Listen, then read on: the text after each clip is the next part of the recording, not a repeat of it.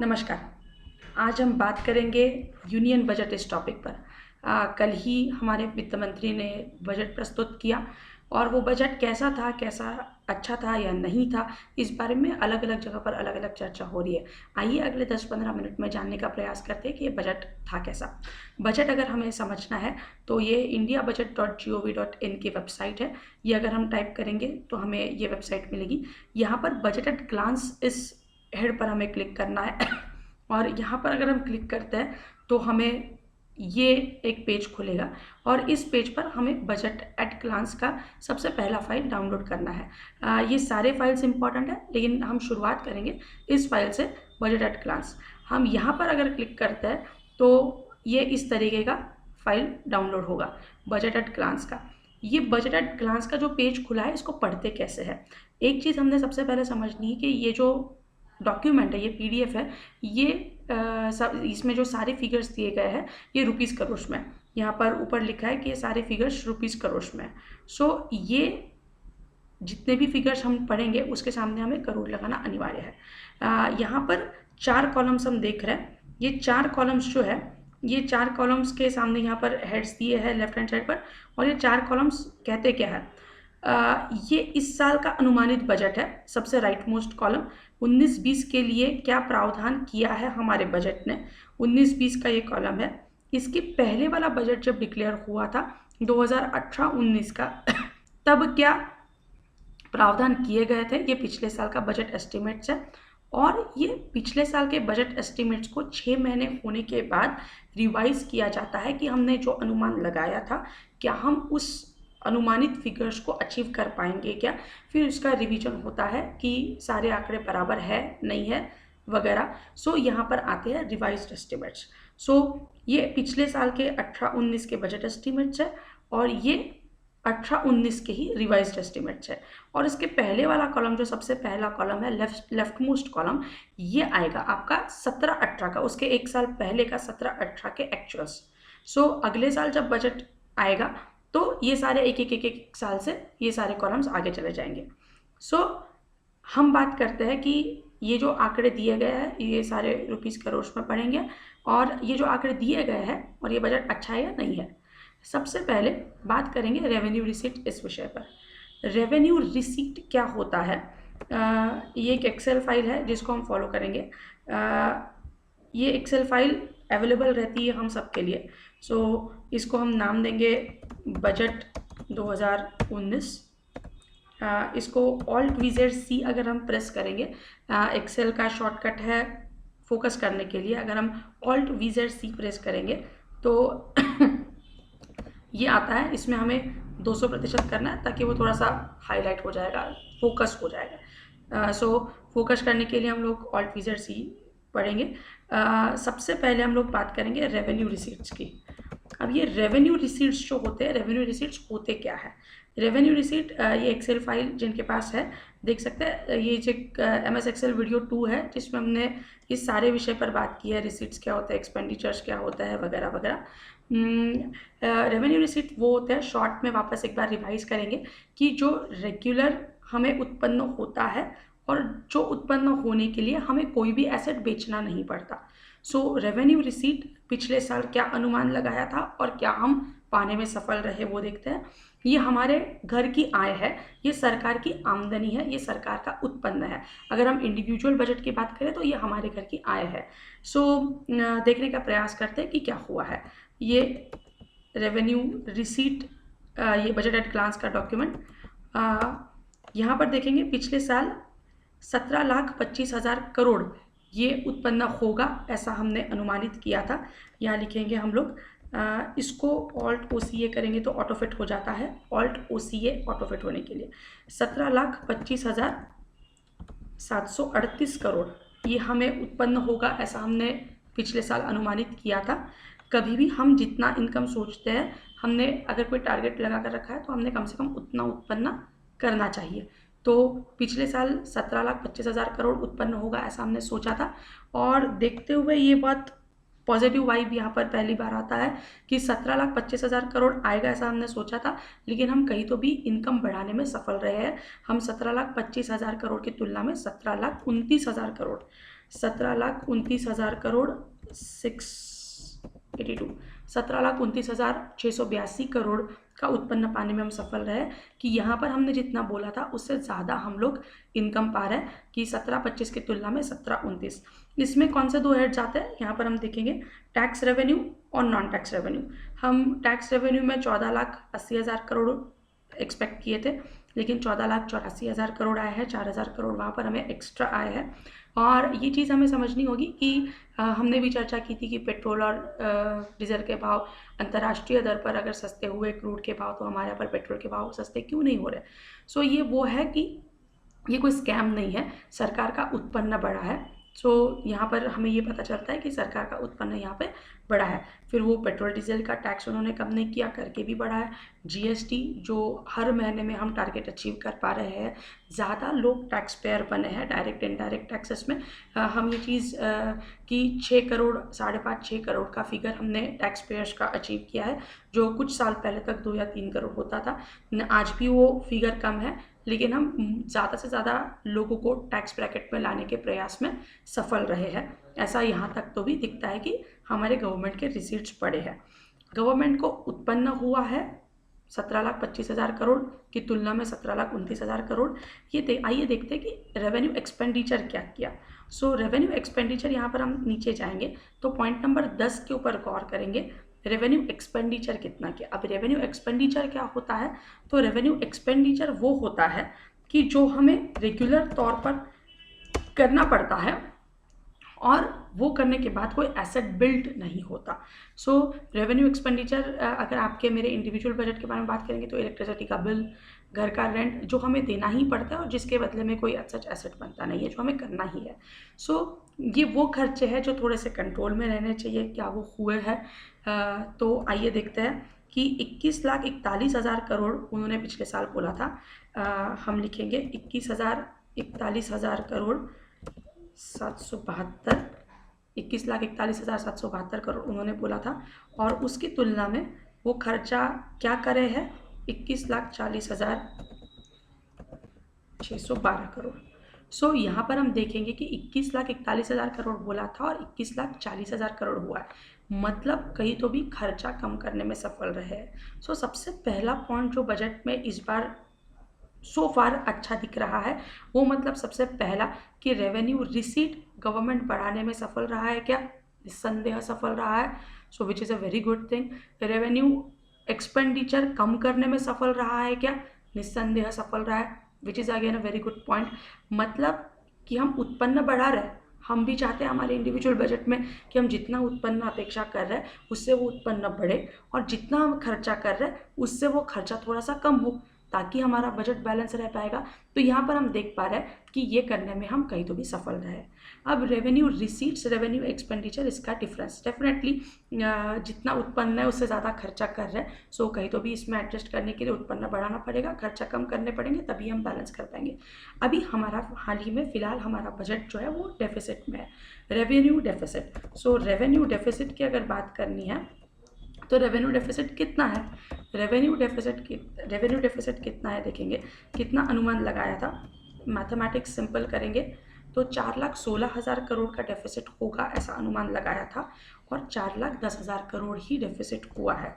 यहाँ पर हम वो फिगर देख सकते हैं, पॉइंट नंबर 4,16,000 करोड़ होना था, 4,10,000 करोड़ हुआ है।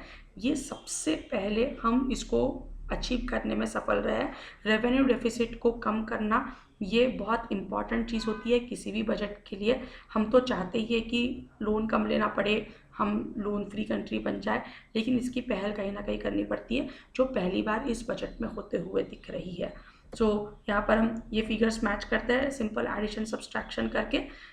इसके लिए एक्सेल में जब भी एडिशन सब्सट्रैक्शन होता है तो फिगर्स डालकर हम वो नहीं करेंगे, हम सेल को लिखेंगे। हमने इज इक्वल टू का साइन टाइप किया, हमने ऊपर के सेल पर लेकर गए, माइनस का साइन प्रेस किया, उसके ऊपर का सेल पर लेकर गए, तो आंसर आ गया। और यही जो कैलकुलेशन है वो बाजू में कॉपी होना चाहिए करके कंट्रोल सी और कंट्रोल वी, कॉपी और पेस्ट के लिए ये शॉर्टकट्स इस्तेमाल किए जाते हैं। सो रेवेन्यू डेफिसिट करने के लिए हम सफल रहे। सो यहाँ पर एक बहुत इम्पॉर्टेंट चीज़ है जो हम कर पाए हैं, रेवेन्यू रिसीट्स बढ़े हैं, रेवेन्यू एक्सपेंडिचर कम हुआ है और रेवेन्यू डेफिसिट भी कम करने में हम सफल रहे हैं। अब गवर्नमेंट को जो खर्चे होते हैं वो सिर्फ रेवेन्यू हेड में होते हैं क्या? नहीं, गवर्नमेंट को सिर्फ रेगुलर करने वाले खर्चे तो करने ही पड़ते हैं, लेकिन जैसे आप और हम जब इंडिविजुअल बजट बनाते हैं तो हम इसके साथ साथ कई निवेश करते हैं, कहीं म्यूचुअल फंड में डालते हैं, कभी सोना खरीदते हैं, कभी रियल एस्टेट खरीदते हैं, XYZ। वैसे ही गवर्नमेंट भी अपना कुछ ना कुछ निवेश, कुछ ना कुछ खर्चा ये एसेट बनाने के लिए खर्च करते हैं। और गवर्नमेंट के लिए एसेट क्या होगा? तो गवर्नमेंट के लिए एसेट इंफ्रास्ट्रक्चर डेवलपमेंट, ये गवर्नमेंट के एक्सपेंडिचर हो सकते हैं। सो वो एक्सपेंडिचर कि जो गवर्नमेंट को रेगुलर नहीं करना पड़ता, लेकिन जब भी कभी गवर्नमेंट करेगा उसमें से कोई एसेट क्रिएट होगा। अच्छा, एसेट बनाना क्यों ज़रूरी है? क्योंकि एसेट जितने ज़्यादा बनेंगे उससे गवर्नमेंट को आय बढ़ेगी और वो आय रेवेन्यू रिसीट्स में कैलकुलेट होगी। सो रेवेन्यू रिसीट्स अगर बढ़ाने हैं तो हमें एसेट्स बनाने ज़रूरी है, और एसेट्स अगर बनाने हैं तो हमें कैपिटल एक्सपेंडिचर करना ज़रूरी है। सो कैपिटल एक्सपेंडिचर खर्चे में अगर बात करेंगे, रेवेन्यू एक्सपेंडिचर और कैपिटल एक्सपेंडिचर, ये दोनों में कैपिटल एक्सपेंडिचर ज़्यादा है तो वो अच्छी बात है। और रिसीट्स में अगर बात करेंगे, कैपिटल रिसीट्स या रेवेन्यू रिसीट्स, तो रेवेन्यू रिसीट्स ज़्यादा होना अच्छी बात है। सो कैपिटल एक्सपेंडिचर के लिए क्या सोचा गवर्नमेंट, लेट अस सी। पॉइंट नंबर हम देखेंगे, टोटल एक्सपेंडिचर में 9 का सब हेड है ऑन कैपिटल अकाउंट। 3,441,000 करोड़ खर्चा करने का सोचा था, उसकी तुलना में कितना किया है? 3,16,623 करोड़। बढ़ा है कि कम हुआ है? 3 लाख की तुलना में 3,16,000 बढ़ा है। कौन सा खर्चा बढ़ा है? खर्चा बढ़ा है तो बुरी बात है, लेकिन कौन सा खर्चा बढ़ा है ये देखना ज़रूरी है। तो कैपिटल एक्सपेंडिचर बढ़ा है, जो कि एसेट क्रिएट करने के लिए खर्चा होता है। सो कैपिटल एक्सपेंडिचर बढ़ना ये बहुत अच्छी बात होती है किसी भी एक अर्थसंकल्प के लिए, जो कि यहाँ पर देख रहे हैं। तो ये चौथा पॉइंट हमें मिला, which is again a plus point, कि कैपिटल एक्सपेंडिचर बढ़ा है। कैपिटल एक्सपेंडिचर बढ़ना ये बहुत इंपॉर्टेंट होता है किसी भी अर्थव्यवस्था या फिर देश के लिए। सो यहाँ पर हम देख पा रहे हैं कि कैपिटल एक्सपेंडिचर बढ़ा है। कितने से बढ़ा है? इन दोनों का सिंपल मैथमेटिक्स, हमने अगेन सेल का इस्तेमाल किया है। सो ये माइनस ये 16,000 करोड़ हम एक्स्ट्रा डाल रहे हैं। सो 16,000 करोड़ कहाँ खर्चा कर रहे हैं? तो कैपिटल एक्सपेंडिचर के लिए खर्चा कर रहे हैं। अगर हम यहाँ पर देखेंगे, ठीक है, यहाँ पर अगर हम देखेंगे, ये कैपिटल एक्सपेंडिचर अधिक ये रेवेन्यू एक्सपेंडिचर, ये आया 14,42,213 का फिगर। ये 14,42,213 का फिगर ये बैग वाली फाइल में कहाँ दिख रहा? तो यहाँ हम देखेंगे दोनों को ऐड करके ये फिगर आ रहा है टोटल एक्सपेंडिचर, 14,42,213 का फिगर। ये है आपका टोटल एक्सपेंडिचर। और ये कहाँ से आया? तो सिंपल मैथमेटिक्स, हमारे खर्चे दोनों रेवेन्यू एक्सपेंडिचर और कैपिटल एक्सपेंडिचर, हमने इन दोनों को ऐड किया और आया हमें 14,42,000 करोड़। 14,42,000 करोड़ अनुमानित किया था, हुआ कितना? 14,57,000 करोड़। यहाँ खर्चे बढ़े हैं, ठीक है, बजट साइज जितना अनुमानित किया था उतना नहीं है, उससे ज़्यादा हुआ है। और वो ज़्यादा रिसीट से ज़्यादा हुआ है क्या? नहीं, वो एक्सपेंसेस से ज़्यादा हुआ है। लेकिन एक्सपेंसेस से ज़्यादा होने के बावजूद वो एक्सपेंसेस कौन से हेड के नीचे हो रहा है? तो वो कैपिटल एक्सपेंडिचर में खर्चा हो रहा है, which is a good sign. So budget का साइज़ भला ही बढ़ा है, लेकिन वो कैपिटल एक्सपेंडिचर के हेड के नीचे बजट का साइज़ बढ़ा है, तो वो अच्छी बात है, उसमें चिंता करने की कोई बात नहीं। सो 24,42,000 करोड़ का बजट 24,57,000 करोड़ हो गया। अब गवर्नमेंट का इनकम तो केवल 17 लाख करोड़ है, लेकिन एक्सपेंसेस तो 24 लाख करोड़ है। तो कितना पैसा गवर्नमेंट के पास नहीं है? ये 24 माइनस ये 17 करेंगे तो ये आएगा 7,16,000 करोड़ अनुमानित था, लेकिन 7,27,000 करोड़ लग रहा है। ये फिगर अगर हम कहीं खोजेंगे तो यहाँ पर ये जो फिगर्स है ये हमें दिखेंगे यहाँ पर कैपिटल रिसीट्स। और ये कहाँ से आया? टोटल एक्सपेंडिचर में से गवर्नमेंट का इनकम माइनस किया 17,25,000 करोड़ का, तो ये 17,16,000 करोड़ आया। ये अनुमानित था और ये हुआ है रिवाइज्ड एस्टिमेट्स में। यहाँ पर हम लोग पिछले साल का ये लिखेंगे, ये है 2018-19 का बजट एस्टिमेट, और ये है 2018-19 का रिवाइज्ड एस्टिमेट्स। ये दो सेल को ऑटो फिट कर लेते हैं। सो ये जो है, जो हमारे पास नहीं है, 17 लाख करोड़ की हमारी आय थी, 24,000 करोड़ हमें 24 लाख करोड़ 17 लाख करोड़ की हमारी आय थी, माफ़ी चाहती हूँ, और 24 लाख करोड़ हमारे खर्चे हैं। तो हमें कितने कम पड़ रहा है? 7 लाख करोड़। इसे हम कहेंगे कैपिटल रिसीट्स। कैपिटल रिसीट्स कितने हैं? तो 7,16,000 करोड़ होने थे, तो 7,27,000 करोड़ हुए हैं। इस परिस्थिति में ये पैसा आएगा कहाँ से? ये पैसा आएगा कहाँ से? 7,16,000 करोड़ और 7,27,000 करोड़। तो हम यहाँ देख सकते हैं रिकवरीज ऑफ लोन से, ये कुछ माइनर से हेड है कि ये पैसा हमारे पास नहीं है, तो रिकवरीज ऑफ लोन से कुछ पैसा आएगा। वो कितना आएगा? गवर्नमेंट ने बोला है 12,199 करोड़ आने थे, उसकी तुलना में थोड़ा सा ज़्यादा पैसा लाने में गवर्नमेंट सफल रही, 13,155। ये और एक बार अच्छी बात है, ये और एक बार अच्छी बात है। ये रिकवरी और अदर रिसीट्स, ये अदर रिसीट्स में क्या है? 80,000 करोड़ अचीव करने थे, वो 80,000 करोड़ करने में गवर्नमेंट सफल रही है। सो ये दो गवर्नमेंट को आए, बचा कितना? 7,16,000 करोड़ कम पड़ रहे थे, उसमें से 7,16,000 करोड़ कम पड़ रहे थे, उसमें से 12,000 करोड़ रिकवरी ऑफ लोन किया और 80,000 करोड़ अदर रिसीट्स है। ये अदर रिसीट्स मतलब IPO निकलते हैं, 2G 3G 4G के बैंड्स बेचे जाते हैं। सो ये बचता है 6,24,000 करोड़। और ये जो 6,24,000 करोड़ है, ये 6,24,000 करोड़ जो है वो हम लोन देंगे। इसे हम बोलेंगे बोरोइंग्स या अदर लेंडिंग्स, और इसी को बोला जाता है फिस्कल डेफिसिट। इसी को बोला जाता है, ये फिस्कल डेफिसिट का पॉइंट देखेंगे हम, पॉइंट नंबर 16। ये फिगर्स वही है जो हम बोरो करते हैं। 6,24,000 करोड़ की तुलना में ये बढ़कर आया है 6,34,000 करोड़। ये डेफिनेटली बड़ा है। सब लोग कहते हैं कि हम फिस्कल डेफिसिट का टारगेट अचीव नहीं कर पाए, लेकिन ये जो 10,000 करोड़ एक्स्ट्रा, यहाँ एक सिंपल मैथमेटिक्स अगर हम करके देखेंगे, यहाँ पर हम 4,000 करोड़ एक्स्ट्रा हम कर पाए हैं। ये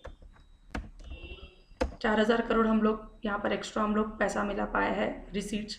हमने रेवेन्यू एक्सपेंडिचर जो है, रेवेन्यू एक्सपेंडिचर हम 41,000 के अलावा 40,000 करोड़ कर रहे हैं, यहाँ पर हम लोग 1,000 करोड़ बचा है।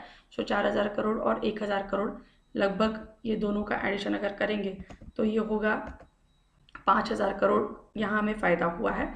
और यहाँ पर ये जो 16,000 करोड़ हम लोग एक्स्ट्रा खर्चा कर रहे हैं कैपिटल एक्सपेंडिचर में, ये दोनों का डिफरेंस अगर हम देखेंगे तो लगभग 11,000 करोड़ आएगा। एग्जैक्ट 11,000 करोड़ ही हमारा फिस्कल डेफिसिट पड़ा है लगभग, जो हम एक बार चेक कर लेते क्या ये आंकड़े मैच करते हैं।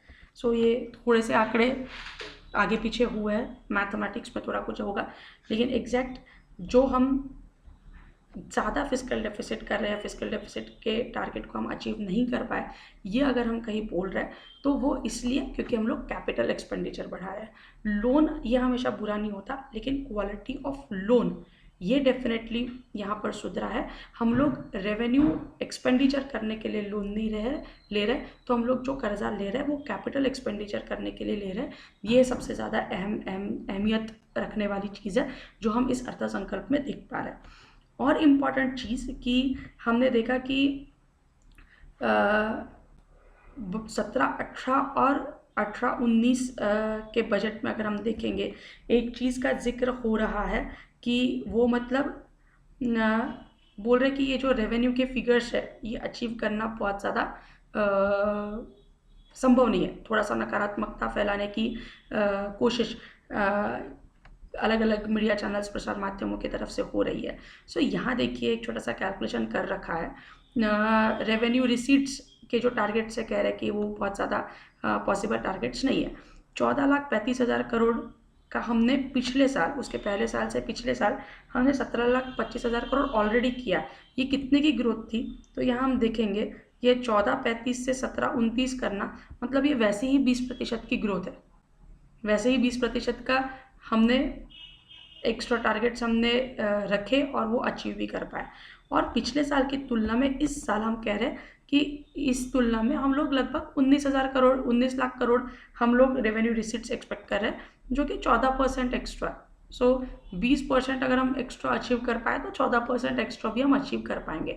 तो हर बार हर एक चीज़ में से कुछ तो भी खोट निकालने की कोशिश हमारे प्रसार माध्यम करते हैं और वो जजमेंटल बनने की भी कोशिश करते हैं। तो उसकी तरफ हमने ध्यान ना देते हुए हमने ये देखना चाहिए कि आंकड़े क्या बोल रहे हैं। अगर इसके पहले हम 20% अचीव कर पाए तो हम 14% भी अचीव कर पाएंगे। सो इसके लिए हमने बहुत ज़्यादा सोचने की बात नहीं है। ये वो अर्थसंकल्प है कि जो आने वाले 10 साल की नींव रखेगा। ये हम हमेशा से चाहते आए हैं कि हमारा उत्पन्न बढ़े, हम हमेशा से चाहते आए हैं कि हमारे खर्चे कम हो, और वो हुआ है क्या? तो वो हुआ है। हमने यहाँ पर देखा कि हमारा उत्पन्न बढ़ा है, हमारे खर्चे कम हुए हैं और हमारा रेवेन्यू डेफिसिट कम हुआ है, हमारा फिस्कल डेफिसिट बढ़ा है। लेकिन उसका कारण है कि हम कैपिटल एक्सपेंडिचर बढ़ा रहे हैं, हम एसेट क्रिएट करने की तरफ ध्यान दे रहे हैं। तो ये वो अर्थसंकल्प है कि ऐसे आंकड़ों पर हम हमारे हर भारतीय को गर्व होना चाहिए, वो वाला ये अर्थसंकल्प है। सो इस अर्थसंकल्प पे हो सकता है कि टैक्स के लिए बहुत ज़्यादा अपेक्षा होगी, लेकिन वो खरे नहीं उतरे होंगे। कुछ अलग अपेक्षा होंगी, उस पर खरे नहीं उतरे होंगे। ये पॉपुलिस्ट बजट बिल्कुल नहीं लग रहा सो फार, लेकिन ये बजट बहुत ज़्यादा अच्छा, क्योंकि ये आंकड़ों पर गौर करने वाला बजट है। ये एक पॉजिटिविटी और सकारात्मकता देने वाला बजट है। इसके बाद और एक चर्चा होगी कि मार्केट से रिलेटेड जो लोग हैं, जो चैनल को हमेशा फॉलो करते हैं, कि मार्केट इसको क्या रिएक्ट करेगा। सोमवार को देखने वाली बात होगी। कल तो पहले मार्केट 400 450 पॉइंट ऊपर था, फिर थोड़ा सा नीचे बंद हुआ। लेकिन एक चीज़ देखेंगे कि मार्केट का पी यहाँ पर कितना है। अगर हम गौर करेंगे तो मार्केट का पी ऑलरेडी 26 है, हम ऑलरेडी बहुत ऊपर बैठे हैं। सो मार्केट को यहाँ कुछ तो भी कोई कारण ही चाहिए गिरने के लिए। सो आने वाले दिनों में इलेक्शंस भी हो रखे हैं। सो मार्केट यहाँ से यदि टूटता है तो कोई इस चीज़ को जोड़ने का प्रयास ना करे कि बजट खराब था करके मार्केट टूटा। बजट बेहद अच्छा है। बजट जिसको आंकड़े समझते हैं उनके लिए बेहद अच्छा बजट है। और अगर मार्केट टूटता है कोई कारणवश तो वो बजट से उसका कोई लेना देना नहीं होगा। मार्केट का पी ऑलरेडी 26.40 पर हम लोग बैठे हैं। 26.40 ऑलरेडी एक पी के लिए बहुत ऊपर का लेवल होता है। यहाँ से मार्केट थोड़ा बहुत करेक्ट करेगा तो वो मोस्ट ऑब्वियस सी चीज़ है। अंत के टॉपिक पर आते हैं कि ये हमेशा चर्चा होती है। हमें कुछ फीडबैक ऐसा हमारे चैनल पर मिला कि पॉलिटिशियंस के लेक्चर्स इस चैनल पर ना रखे जाए। तो ये प्रयास हम किए हैं पहली बार कि हम लोग मनी बी के चैनल पर ये लेक्चर ना डालते हुए हम लोग सेपरेट शिवानी दानी के नाम का मेरा इंडिविजुअल चैनल है, उस पर ये लेक्चर पोस्ट करेंगे। ये फीडबैक को हम एक्सेप्ट कर रहे हैं। और कल मनी बी मंथ 2019 का प्रारंभ हुआ। वी वर फॉर्चुनेट कि उस कार्यक्रम में महाराष्ट्र के सीएम आदरणीय देवेंद्र जी फडणवीस उपस्थित थे। उनके कर कमलों द्वारा इस मनी बी मंथ का शुभारंभ हुआ है। लेकिन उनका भी लेक्चर जो है वो हम शिवानी दानी के इंडिविजुअल पेज पर पोस्ट करेंगे। सो वो भी आप ज़रूर देखें। मनी भी हमेशा प्रयास करता है कि सही चीज़ें सिंपल भाषा में सही तरीके से आप तक पहुंचाएं। आपका स्नेह हमें आज तक मिलता आया है, तभी हमने एक चैनल जो 1, 2, 3, 4 हज़ार से शुरू किया था, आज हम लोग 1 लाख लगभग 7,000 6,000 के सब्सक्राइबर के हेड पर है। ऐसा ही स्नेह, ऐसा ही प्यार बनाए रखिए। कुछ सजेशंस होंगे तो कमेंट बॉक्स में ज़रूर दीजिएगा। ये वो बजट है, 4 लाइनों में कंक्लूड करना अगर इसे है, और थोड़ा सा आंकड़ों से हटकर अगर 4 लाइनें देनी है तो 2030 को गौर करते हुए ये बजट बनाया गया है। और 2030 में भारत किस तरीके से सुपर पावर बने और उस सुपर पावर बनने की राह हमने कहाँ से शुरू करनी चाहिए, वो वाला ये बजट है। तो ये बजट को देखकर 4 लाइनें अगर बोलनी है तो मंजिल पे मेरी नज़र, दुनिया से बेखबर, बीती बातों पे धूल उड़ाता रहा। ये वो बजट है जो हुआ उस पर बात नहीं करेंगे, लेकिन कहाँ जाना है वो दिशा देने वाला ये बजट है। धन्यवाद।